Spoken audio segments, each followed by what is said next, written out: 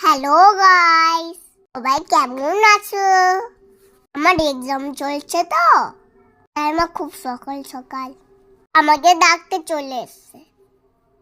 উঠতেই ইচ্ছা করছে না।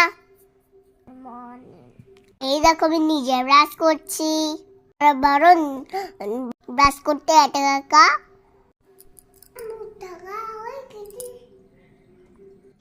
এবার মা আমার জন্য জল আর হরলিক্স নিয়ে চলে এলো।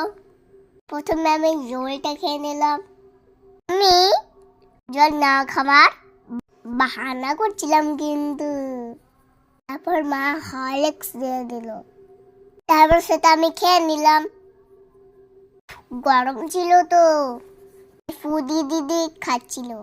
আচ্ছা বন্ধুরা, আমার ব্লগ তোমাদের কেমন লাগছে গো? জানিও কিন্তু ভিডিওগুলো ভালো লাগলে চ্যানেলটা সাবস্ক্রাইব করে দিও, ভিডিওগুলো লাইক করে দিও। আমার আর ভালো লাগছে না খেতে, তাও মা জোর করে খাওয়াচ্ছিল।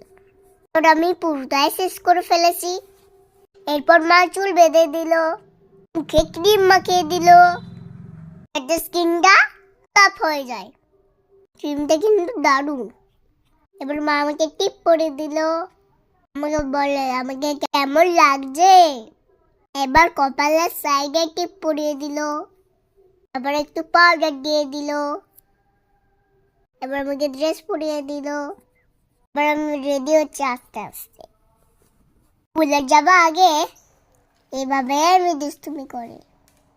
আমার এই স্কেটিংটা কেমন? দুষ্টুমি করতে করতে একটু পড়াশোনাও করে নিতে হবে, তাহলে মা তো বকবে। চলো তোমাদের আবার কবিতা শোনাই।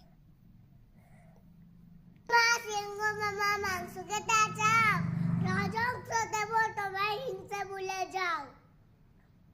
করে এক্সাম দিতে হবে। হাতিম তারা মাঠে পাড়ে তাদের খাড়া দুটো সিং তারা